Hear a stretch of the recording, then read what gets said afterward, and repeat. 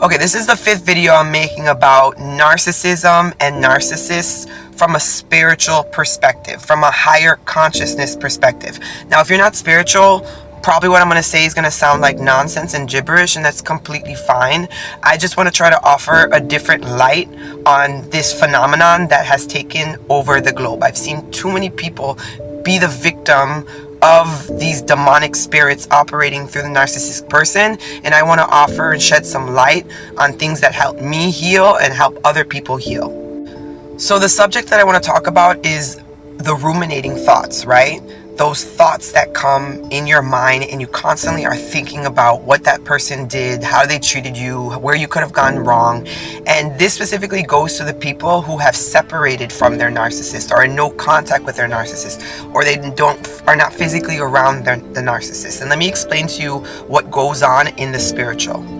Okay, so there is an energetic cord, an invisible cord that is attached between you and the narcissist, and oftentimes you might label yourself as an empath. So I always say that it's always like a dance between an empath and a narcissist. Okay, there's an energetic cord, and even after you physically separate, that cord still exists. Okay, and that demonic spirit is winning because that demonic spirit is still operating inside the narcissist's head and now has a latch onto you through that energetic cord, and it's causing these thoughts inside of your mind, these ruminating thoughts that keep you still fixated on that narcissist. Now, if you've had an experience with someone that has narcissistic traits, okay, no, someone that like is a house for those demonic spirits, it can sometimes leave your mind boggling, okay, because the way they operate is out of this world. I've never seen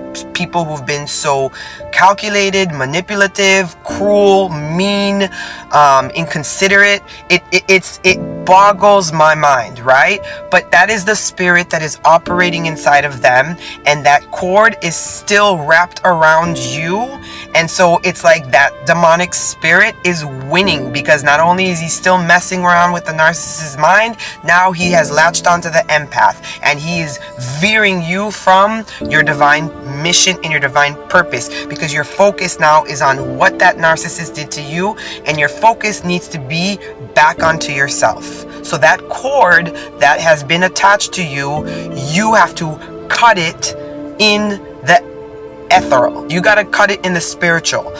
Physically separating from someone is one thing. That's 3rd dimension. Now you got to attack this in the 5th dimension, and you got to cut that cord. Because those ruminating thoughts, okay, might sometimes have you in your car having a full out conversation in your mind, sometimes out loud, replaying conversations you had with the person, and it makes you go cuckoo, right? I've seen it happen before. I've seen people just completely, their mind is taken over because they can't fathom what happened to them, because it is an experience that I don't wish people continue to have, because a narcissistic spirit, or the spirit, the demon, the unclean spirit operating behind the narcissist, can really mess with you. But the purpose of this video is not to talk about, what happens per se, but I want to talk about how you can help heal yourself.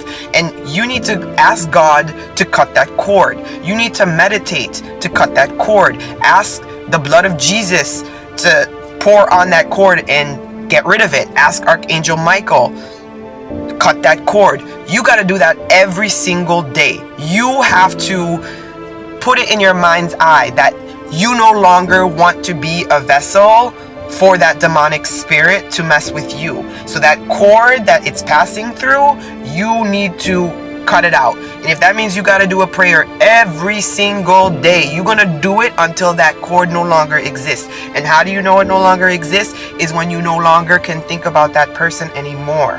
When you're no longer hurt by what that person did. When you start putting the focus back on yourself, right? And you start really developing your relationship with your creator, and you start stepping into your power.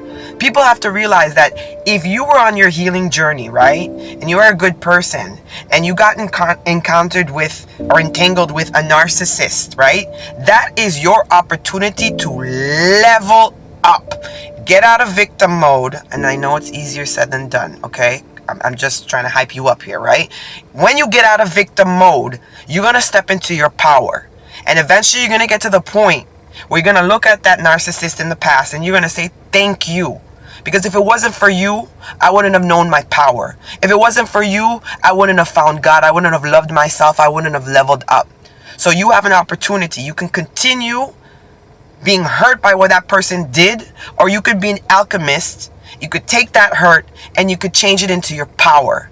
Because at the end of the day, you cannot control other people around you. But what you can control is your reaction to other people. What you can control is your internal world. What you can control is your healing and trying to understand what was vibrating inside of you that attracted that narcissistic, demonic spirit into your life. You start taking your power back. And if you want to take it one step further, pray for that person. Pray for that person. Yes, pray for the person that hurt you. Send them light. Send them to God. Send them love. Because the reason why they are acting like that is because they are so far away from their creator. They lack God. They are living in trauma. They are suffering. Anybody who acts like that is suffering. So I just wanted to give you a little perspective that maybe you don't hear, that will help you on your journey back home to God. Remember, the power lies within you. Take your power back.